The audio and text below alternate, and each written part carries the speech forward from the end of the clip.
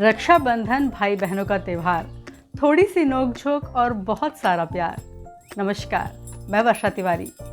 रक्षाबंधन हर साल श्रावण महीने की पूर्णिमा को मनाया जाता है, इसीलिए इसे श्रावणी या सलूनो भी कहते हैं। आइए जानते हैं रक्षाबंधन से जुड़ी बहुत सारी रोचक जानकारियाँ। भगवान विष्णु के वामनावतार के अनुसार वामन ने राजा बलि से 3 पग भूमि दान में मांगी।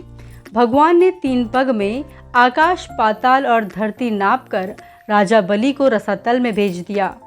माता लक्ष्मी इससे चिंतित हो गई। नारद जी की सलाह पर लक्ष्मी बलि के पास गई और रक्षा सूत्र बांधकर उसे अपना भाई बना लिया। बदले में विष्णु जी को वे अपने साथ ले आई। ऐसा माना जाता है कि महाभारत में पांडव की पत्नी द्रौपदी ने श्री कृष्ण की कलाई से बहते हुए खून को देखते हुए अपनी साड़ी का किनारा फाड़कर उनकी कलाई में बांधा था। वो श्रावण महीने की पूर्णिमा का दिन था। उसी दिन से राखी बांधने की प्रथा शुरू हुई। ये भी कहा जाता है कि जब युधिष्ठिर ने भगवान कृष्ण से पूछा कि मैं सभी संकटों को कैसे पार कर सकता हूँ, तब भगवान कृष्ण ने उनकी और उनकी सेना की रक्षा के लिए राखी का त्यौहार मनाने की सलाह दी।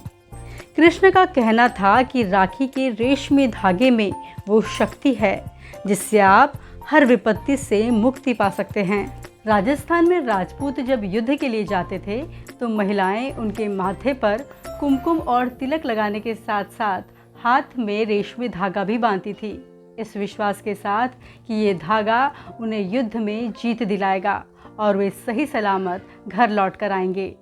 कहते हैं कि एक बार राजपूत और गुजरात के सुल्तान बहादुर शाह के बीच युद्ध चल रहा था। राणा सांगा की पत्नी राजमाता कर्णावती ने अपनी प्रजा की सुरक्षा के लिए हुमायूं को राखी भेजी थी। तब हुमायूं ने चित्तौड़ और रानी कर्णावती की रक्षा की थी और उन्हें अपनी बहन का दर्जा दिया था। ऐसी भी एक कहानी प्रचलन में है कि सिकंदर की पत्नी ने अपने पति के दुश्मन पुरु को राखी बांधकर अपना भाई बनाया था और वचन लिया था कि युद्ध में सिकंदर को न मारे।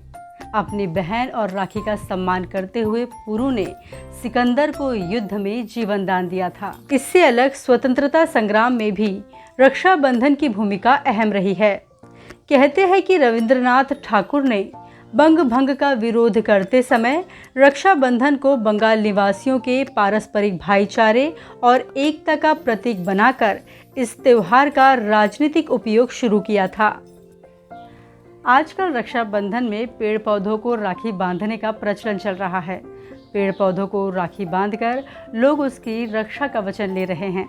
इससे अलग राष्ट्रीय स्वयंसेवक संघ के पुरुष सदस्य एक दूसरे को राखी बांधकर भाईचारे का संदेश दे रहे हैं। हर साल रक्षाबंधन में बहन अपने भाई को तिलक लगाकर उसकी आरती उतारती है और राखी बांधती है, मिठाइयाँ और फल देती है और साथ ही उपहार की मांग करती है। इससे अलग कई लड़कियाँ ब्राह्मणों, गुरुओं, पिता, सैनिकों, प्रतिष्ठित व्यक्ति या नेता को भी राखी बांधती हैं। कन्या भ्रूण हत्या के कारण आज के दिन कई भाइयों की कलाइयाँ सूनी रह जाती है।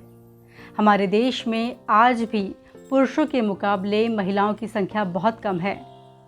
इस भेदभाव को मिटाने के लिए हमें साथ आना होगा। अब मुझे आज्ञा दीजिए, और भी जानकारियाँ लेकर मैं आपके पास आऊँगी। नमस्कार।